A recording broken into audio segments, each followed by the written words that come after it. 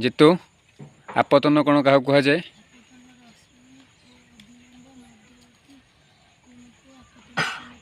आपतन कोण को अक्षर प्रकाश करा जाए सिपनु प्रतिफलन कोण क्या कह जाए प्रतिफलित रश्मि और अविलंबन मध्यवर्ती कोण को प्रतिफलन कहे।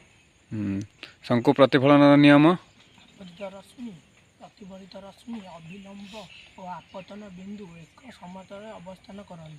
प्रतिफलित कोणर परिमाण और आपतन कोणर परिमाण उभय समान। चिन्ह पार्श्व परिवर्तन क्या कह जाए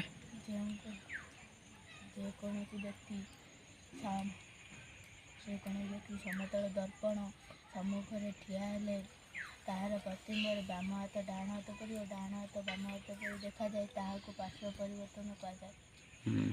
शुभम समतल दर्पण धर्म प्रतिबिंबर पार्श्व परिवर्तन होता है प्रतिबिंब आभासी प्रतिबिंब दर्पण पछपटे सृष्टि होता है प्रतिबिंबर दूरता वस्तुर दूरता सह सामान मुन्ने जलाभरस क्या कह जाए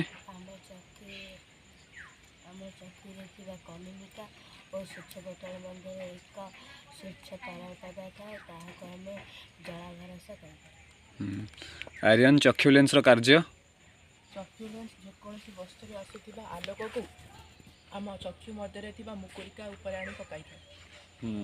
डडल अंधबिंदु क्या कह जाए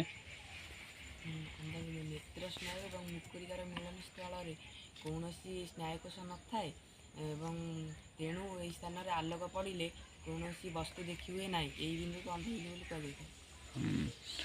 सन्नी स्वच्छ वस्तु क्या कह जाए